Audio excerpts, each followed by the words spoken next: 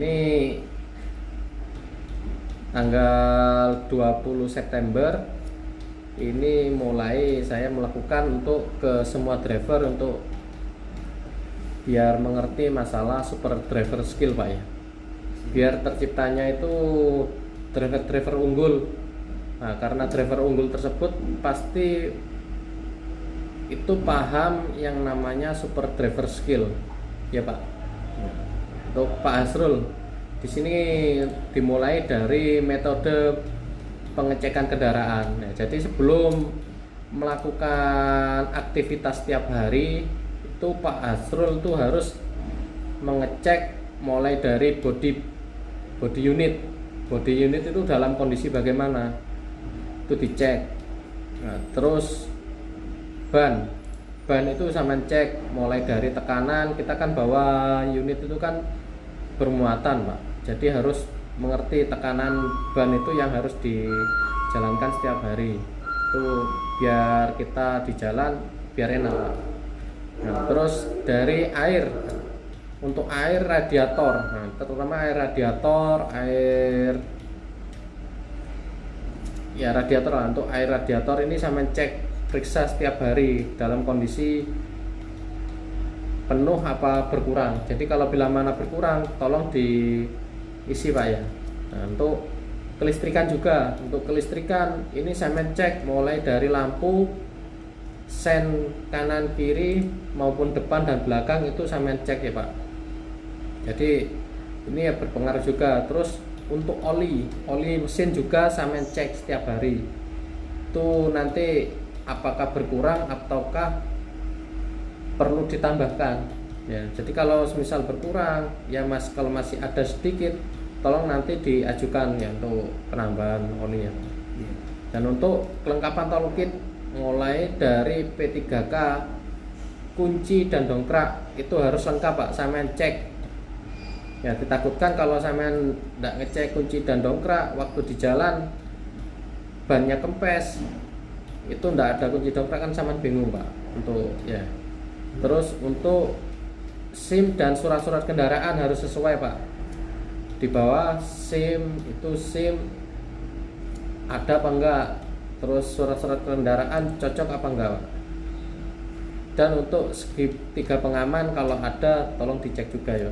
Nah, bila mana ada hal-hal darurat itu nanti bisa dipergunakan. Dan di selanjutnya Pak ya,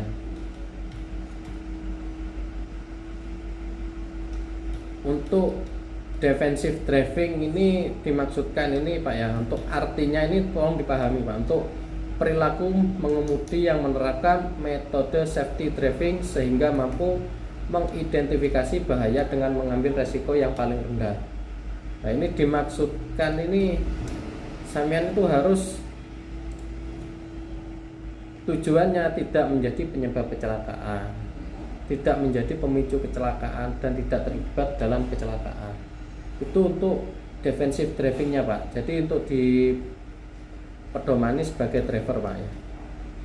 Nah, bila mana ini nanti kan ada tuh di aktivitas setiap hari kita itu kan ada yang namanya naik dan turunnya jalan, seperti halnya di pegunungan, di perbukitan itu kan kita terkadang kita melakukan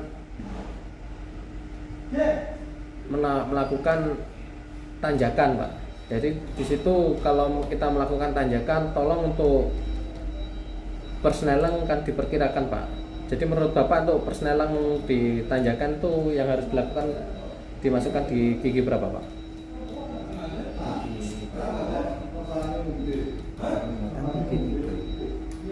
Kalau untuk dari bawah Pak, kalau untuk muatan ke atas, naik ke atas ke tanjakan Pak, akan diperlukan kan harus disesuaikan apa ya? Iya, disesuaikan ya.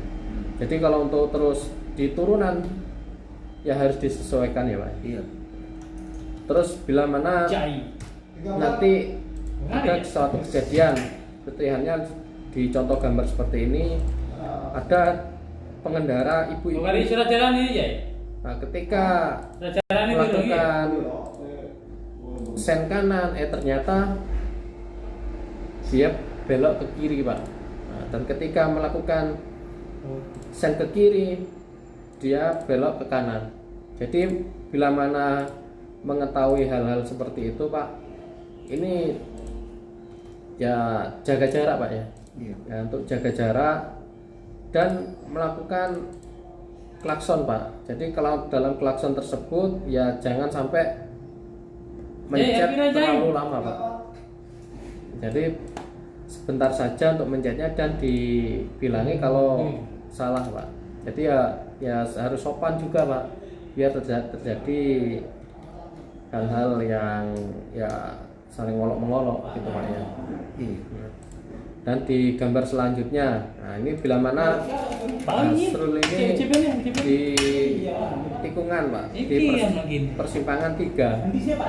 Nah, bila mana keluar dari sini kan pasti ada, kita kan di persimpangan ketiga itu sepeda yang harus didahulukan ini kan apa ini Pak? Yang harus didahulukan. Kalau bila mana Pak Hasrul ini di posisi di persimpangan 3, jadi yang harus didahulukan kan untuk jalur utama Pak. Iya Pak. Jalur utama dan untuk tetap dahulukan utama. Nah, terus di gambar selanjutnya ini ada truk muatan berlebih Pak. Dalam truk muatan berlebih tersebut itu kan tolong dihindari Pak untuk jaga jarak aman. Tujuannya ini takutkan yang truk muatan lebih seperti hanya truk-truk yang bawa batu kan pasti kan ada dump truk yang bawa batu Pak. Nah, itu tolong jaga jarak untuk supaya kalau semisal yang bermuatan lebih itu batunya jatuh Pak. Nah, untuk menghindari hal-hal seperti itu. Nah, terus untuk jaga jarak juga di area blind spot Pak. Seperti hanya kan terkadang kita kan tidak tahu ada unit, ada sepeda motor menyalip dan berbelok. Nah, ini ya jaga jarak juga dan selalu waspada Pak. Hal yang seperti itu. Banyak kan sepeda motor Pak. Iya. Ya. Jadi kan mengerti ya Pak untuk jaga jarak. Terus untuk 5 langkah dasar defensive driving di jalan Pak. Nah, mulai dari pahami dinamika kendaraan, jaga jarak aman, selalu awasi kondisi sekitar. Selalu awasi kondisi sekitar ini berarti jaga jarak ketika kita yang menghindari yang driver-driver yang blind spot Pak ya, yang mengetahui itu Pak. Terus dan hindari distraksi dan paham marka. Jadi ada marka-marka tertentu kan harus sama pahami Pak. Mulai dari ini Pak.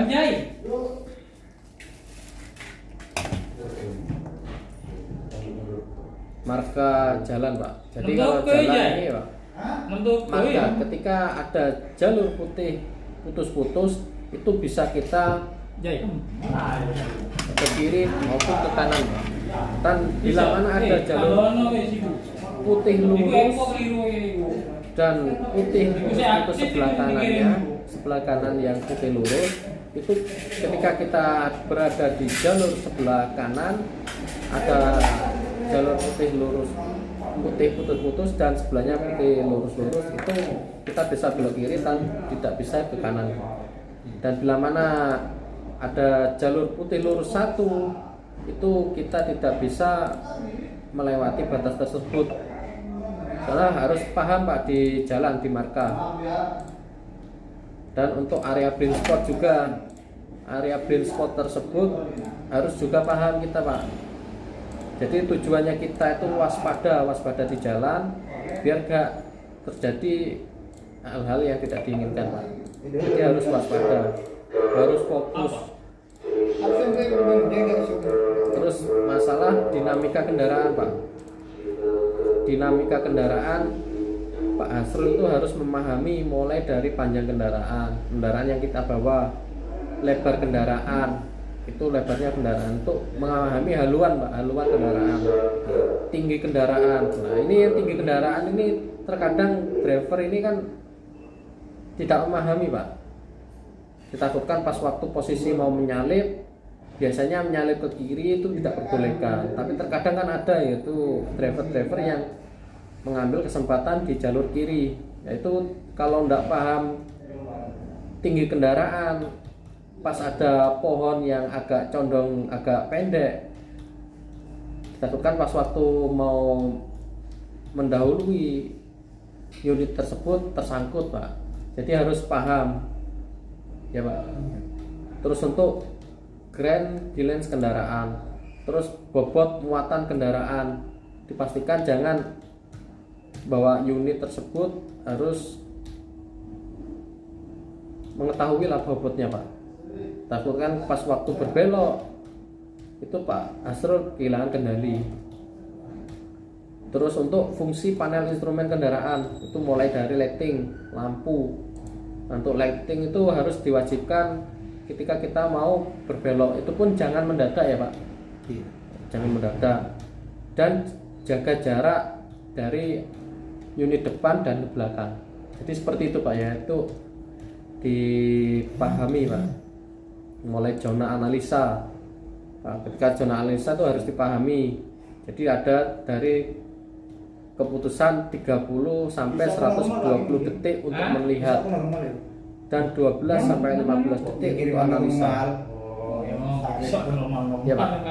Jadi perkiraan ini jarak untuk melakukan pengereman ini dari unit depan dan unit belakang ini harus minimal 4 second untuk kita melakukan reaksi Pak. 4 detik. Jadi terus lagi jangan dempet-dempetan biar terkesannya itu tidak beriring-iringan. Pokoknya perkiraan kita menganalisa ini 12 sampai 15 detik untuk melakukan reaksi Pak. Ya Pak. Terus pahami juga uji coba satu arah. Nah, ini kan sudah berlaku untuk jalan-jalan yang ada di kota itu satu arah. Jangan sampai kita tidak paham marka, kita salah jalur, itu mengakibatkan kena tilang ya Pak. Jadi harus paham, harus konsentrasi.